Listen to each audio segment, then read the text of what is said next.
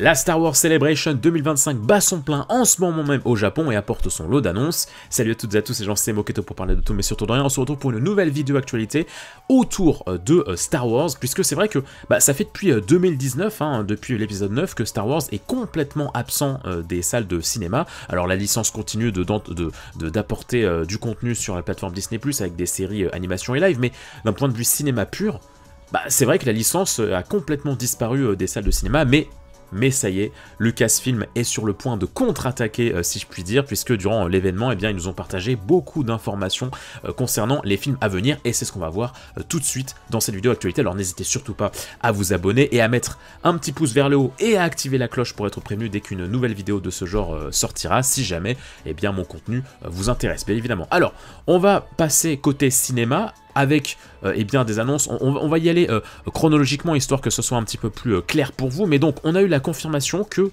le 20 mai 2026, donc dans un an, un tout petit peu plus d'un an maintenant, sortira The Mandalorian et Grogu au cinéma, donc un film qui fera suite à la saison 3 des aventures de Mando et Grogu, qui s'inscrit donc dans la continuité.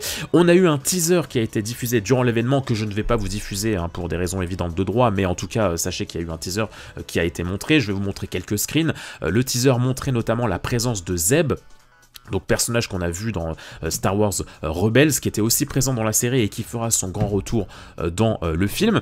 On a eu aussi la confirmation de la présence d'un nouveau personnage, donc Rota le Hutt, qui est confirmé comme étant un gladiateur. Voilà, un Hutt complètement différent des vibes de Jabba, qui sera d'ailleurs doublé en version originale par le comédien principal qui joue dans The Bear, j'ai oublié son nom. Le teaser montrait aussi une séquence impressionnante de combat contre des AT-AT. Alors j'ai vu le teaser de mon côté, je pense que vous pouvez le trouver assez facilement, le leak, mais effectivement j'avoue que la séquence d'action était assez impressionnante, elle était assez cool, assez chouette, donc ça donnait pas mal envie. On a eu aussi la confirmation dans le casting du film de la présence de Sigourney Weaver, qui incarnera une pilote de la Nouvelle République. Voilà pour ce qui est de Mandalorian et Grogu, qui, je le rappelle, sortira dans nos salles le 20 mai 2026. Côté série maintenant, côté Disney+, on a eu la confirmation d'une nouvelle série d'animation centrée autour du personnage de Dark Maul. La série s'intitulera Maul Shadow Lord et prendra place entre la série Clone Wars et la série Rebels, qui est effectivement une période sur laquelle on ne sait pas trop ce qui lui est arrivé à Dark Maul. Donc voilà, on a eu aussi un teaser qui a été montré durant l'événement. Pareillement, je vous montre juste ce screen. On attend cette série pour 2026 du côté de Disney+. On a eu aussi la confirmation d'un nouveau film en préparation, un film qui s'intitule Star Wars Fighter et qui sera réalisé par Shawn Levy, donc le réalisateur récemment de Deadpool et Wolverine. Et donc ce film sera un stand-alone qui se déroulera 5 à 6 ans après l'épisode 9, donc on reste dans la continuité de la postologie. Au niveau du casting, on n'a aucune information, si ce n'est son personnage principal, qui sera incarné par Ryan Gosling. Et comme le film se déroule après l'épisode 9, on peut supposer que certains personnages de la postologie pourraient éventuellement revenir dans ce film standalone. Voilà, on n'a pas plus d'informations que ça à ce niveau-là. Alors j'ai fait quelques recherches et apparemment, Star Wars Fighter était aussi le nom d'un jeu vidéo, d'un ancien jeu Star Wars centré sur un pilote. Donc, est-ce que c'est un éventuel indice pour ce nouveau projet Star Wars ?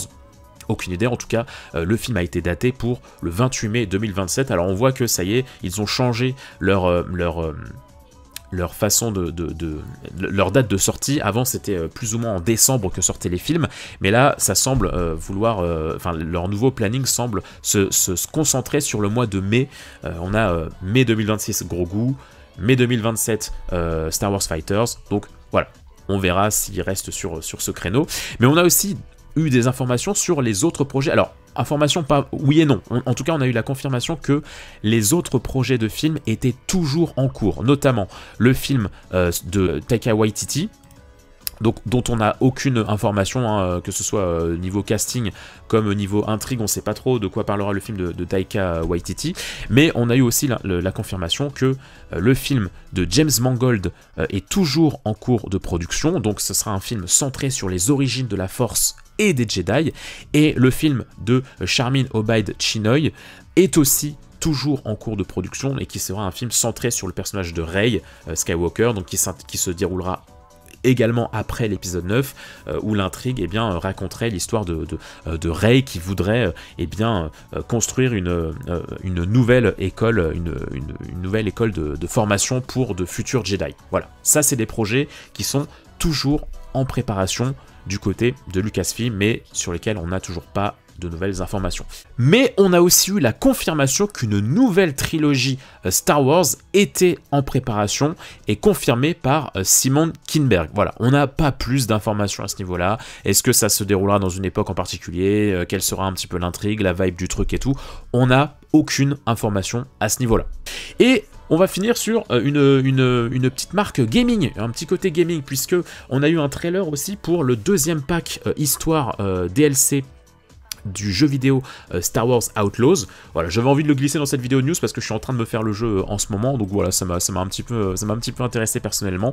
Voilà, on a eu la confirmation que le 15 mai de cette année, donc 2025, sortira le deuxième pack histoire, et on a eu aussi la confirmation que Star Wars Outlaws débarquera sur Nintendo Switch 2 en septembre 2025. Il sera possible de jouer au nouveau jeu d'Ubisoft dans l'univers de Star Wars sur Nintendo Switch 2.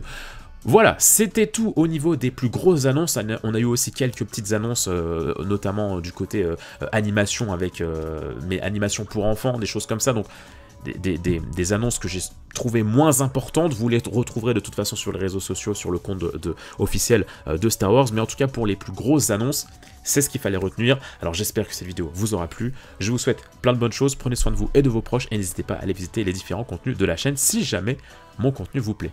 Prenez soin de vous les gens. Bye bye.